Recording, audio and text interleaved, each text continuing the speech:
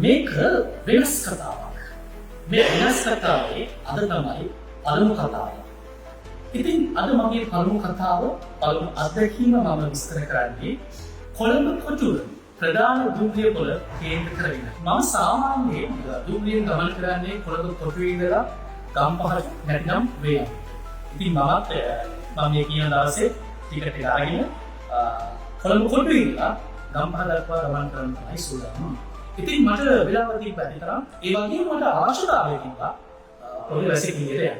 ඉතින් මම පොඩි වැසිකිළියේ තියෙන්නේ පළමු වේදිකාවේ කෙළවරට විතර. ඉතින් මම ඇවිදින්න ගියා.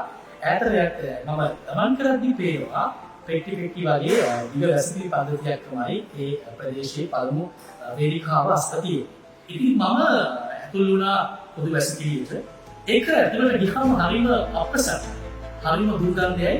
නමුත් ඉතින් මම අවශ්‍ය කාරණාව කරගෙන එළියට ආවා. එළියට ඇවිල්ලා මම පොඩ්ඩක් පිටිපස්ස හැරලා බලද්දී ඇතුළට යන ඔක්කොම ටික එළියට එන්නේ අර කතාවට කියන්නේ මූණ ඇමුල් කරගෙන නැතිනම් මූණ බෙරි කරගෙන කියන ඒ වගේ තමයි ඉතින් හැමදේම එළියට එන්නේ. ඉතින් මමත් ඉතින් ඒ වගේ තමයි එළියට ආවා. ඉතින් මේ කතාවේ හොඳම හරිය පටන් ගන්නේ මම ඉස්සරහට ඇවිල්ලා යනවා. ඒ එකම අර ලෝකේ වටේ ඉඳලා අපේ රටට ඇවිත් අපේ රටේ සුන්දරත්වය බලන්න දුම්රිය තෝරගත්ත සංචාරකයෝ දෙක. අර කතාවට කියන්නේ සුද්දයි කියලා. ඉතින් හරි ලස්සන කපල් එකක්. ඒ කට්ටිය විදේශිකයන්ට වෙන්නුණු පොදු වැසිකිළියට යන්න තමයි සූදානම් වුණේ. නමුත් ඒ වැසිකිළිය ඉබ්බදාලා කියන්නේ ලොක් කරලා තමයි ඉන්නේ. ඊට පස්සේ ඒ කට්ටිය එතනින් පුදුලත් එක්ක පොඩි කතාවක් ගියා. ගිහිල්ලා මම දැක්කා ඒ කට්ටිය ඉස්සරහට ඇවිල්ලා කෙලවර කියනවා මුදල් ගෙවා යන්න පුළුවන් පොඩි වැසිකිළියක්. ඉතින් මම මේ ඔක්කොම ඉතින් තියාගෙන ඇවිල්ලා ඉස්සරහට යනවා. ඉතින් මම මතක් වුණා කතාවක් තියෙනවා first impression is the last impression. ඒ කියන්නේ මුලින්ම ඇතිවන හැඟීම තමයි අවසාන හැඟීමක්. මේ සිතුවිල්ලත් එක්ක මම ඉස්සරහට ඇවිල්ලා ගියා. ඊට පස්සේ ඉස්සරහට යද්දී දකුණු පැත්තේ බෝඩ් එක ලියලා තියෙනවා මහත්තුරුන්ගේ විවේකාගාරය. මම මහත්තුරුන්ගේ විවේකාගාරයට ඇතුළට ගියා.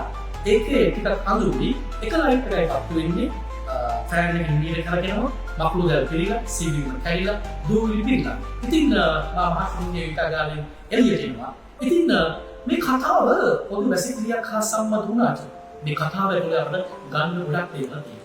විදේශිකයෙකු හෝ වේවා දේශීය පුද්ගලයෙකු හෝ වේවා මුදල් ගෙවාපෝ මුදල් නොගෙවාපෝ පොදු සමීපාර්ශ්වික පහසුකම් ලබා ගන්නේ මේ සෑම දෙයක්ම උසස් තත්ත්වයේ තියෙන්න ඕනේ. මොකද අපි හැමෝම මිනිස්සු. අපි හැමෝටම සුවඳ ගඳ මේ දේවල් එක වගේ තමයි දැනෙන්නේ. ඒ විතරක් නෙමෙයි. අමතක කරන්න එපා. මේ තමයි ලංකාවේ ප්‍රධානම දුම්රිය මධ්‍යස්ථානය. ලංකාවේ ප්‍රධාන දුම්රිය මධ්‍යස්ථානයේ පහසුකම් ඉතා උසස් මට්ටමක තියෙනවා. ඉතින් මට හිතෙනවා කොතන හරි මොකක්ද ප්‍රශ්නයක් තියෙනවා. මේවා පාලනය කරන පාලන අංශයක් නඩත්තු අංශයක් ඕන තරම් කම්කරුවෝ. ඉතින් මේවා වෙන්නේ නැති කියන්නේ කොතනකට ඇත්ත ප්‍රශ්නයක්. ඉතින් මේ වීඩියෝ සයිබර් අවකාශයේ වටා කරලා දවසක මීට වගකීම් පුද්ගලයෙකුගේ එතකදී එදාට ලස්සන පිළිවෙලට හැදුණු වැසිකිළි පද්ධතිය ඒ වගේම වායු සමීකරණය කරන ලද විවේකාගාරය පහසුකම් වලින් සමන්විත විවේකාගාරය ඉදිරියේදී අපිට ලැබෙවි කියලා අපි විශ්වාසයි. ඉතින් මගකට මේ සූදානම සමාජයේ අපිට ලැබෙන අත්දැකීම් සමාජ යහපත නිසාම කතා කරන්න. ඉතින් ආයෙත් අවසර මගකට එක්ක මේ වගේ කතාවක් මේ වගේ අත්දැකීමක් අරින්න අපි හම්බ